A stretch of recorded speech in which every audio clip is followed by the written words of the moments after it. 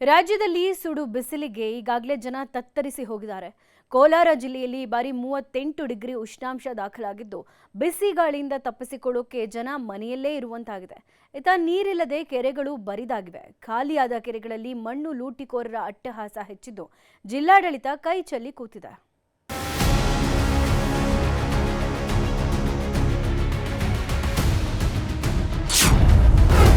ಕೋಲಾರದಲ್ಲಿ ಅಕ್ರಮ ಮಣ್ಣು ಗಣಿಗಾರಿಕೆ,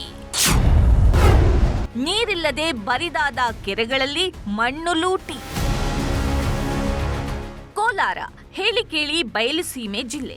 ಇಲ್ಲಿ ಯಾವುದೇ ಶಾಶ್ವತ ನದಿ ಮೂಲಗಳಿಲ್ಲ. ಜಿಲ್ಲೆಯಲ್ಲಿರೋ ಕೆರೆಗಳೇ ನೀರಿನ ಮೂಲ. ಹೀಗಾಗಿ ಅಂತರ್ಜಲ ಮಟ್ಟದ ನೀರಿನ ಮೇಲೆಯೇ ಜನರು ಡಿಪೆಂಡ್ ಆಗಿದ್ದಾರೆ. ಈಗಂತೂ ಬೇಸಿಗೆ, ಸೂರ್ಯನ ಪ್ರತಾಪಕ್ಕೆ ಕೆರೆಗಳು ನೀರಿಲ್ಲದೆ ಬರಿದಾಗಿದೆ. ಇದನ್ನೇ ಬಂಡವಾಳ ಮಾಡಿಕೊಂಡ ಲೂಟಿಕೋರರು ಕೆರೆ ಪ್ರದೇಶವನ್ನೇ ಒತ್ತುವರಿ ಮಾಡ್ತಿದ್ದಾರೆ. ಜೊತೆಗೆ ಮಣ್ಣು ಲೂಟಿಕೋರರು ಕೆರೆಯ ಒಡಲನ್ನೇ ಬಗೆಯುತ್ತಿದ್ದಾರೆ. ಕಸಬಾ ಹೋಬಳಿ ಒಕ್ಕಲೇರಿ, ನರಸಾಪುರ ಹಾಗೂ ವೇಮಗಲ್ ಹೋಬಳಿಯ ಗ್ರಾಮಗಳ ಕೆರೆಗಳಿಂದ ಮಣ್ಣನ್ನ ಲೂಟಿ ಮಾಡ್ತಿದ್ದಾರೆ. ಕೆರೆಯ ಒಡಲನ್ನ ಜೆಸಿಬಿಯಿಂದ ಅಗೆದು ಟಿಪ್ಪರ್ ಲಾರಿಗಳ ಮೂಲಕ ಮಣ್ಣು ರವಾನೆ ಮಾಡ್ತಿದ್ದಾರೆ. ಕೈಗಾರಿಕಾ ಪ್ರದೇಶ ಆದ ನಂತರ ಇವತ್ತು ಭೂಮಿ ಬೆಲೆ ಗಗನಕ್ಕೇರಿದೆ.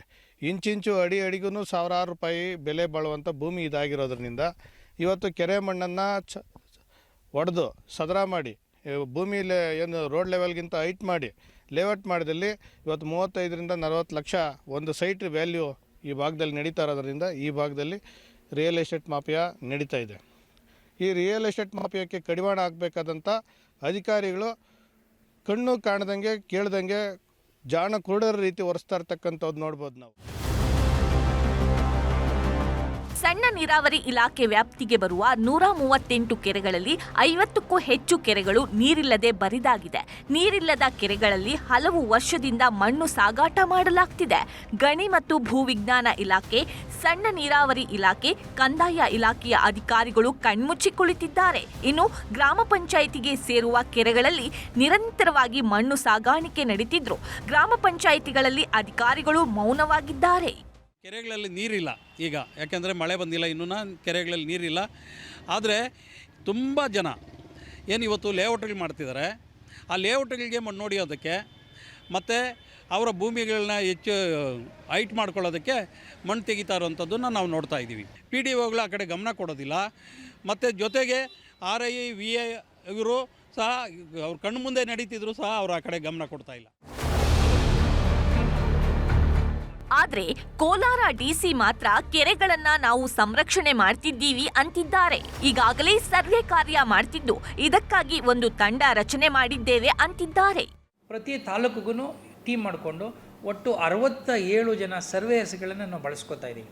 ಅಸಿಸ್ಟೆಂಟ್ ಡೈರೆಕ್ಟ್ರು, ಲ್ಯಾಂಡ್ ರೆಕಾರ್ಡ್ಸ್ ಅವರ ನೇತೃತ್ವದಲ್ಲಿ, ತಹಶೀಲ್ದಾರ್ ನೇತೃತ್ವದಲ್ಲಿ ಈ ಎಲ್ಲ ಟೀಮ್ಗಳನ್ನ ಮಾಡಿಕೊಂಡು ಮೊದಲು ಈ ಕೆರೆಗಳನ್ನು ಐಡೆಂಟಿಫೈ ಮಾಡಿದ್ದೀವಲ್ಲ, ಈ ಕೆರೆಗಳನ್ನು ನಾವೇನು ಮಾಡ್ತಾ ಇದ್ದೀವಿ, ಅಳತೆ ಮಾಡೋ ಕೆಲಸ ಮಾಡ್ತಾ ಇದ್ದೀವಿ.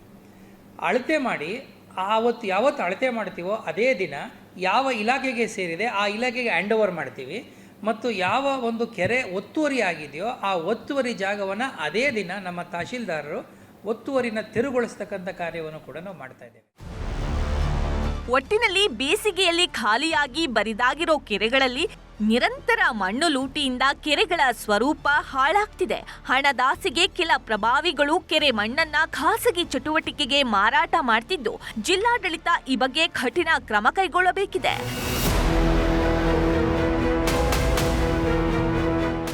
ರಘುರಾಜ್, ನ್ಯೂಸ್ 18 ಕೋಲಾರ.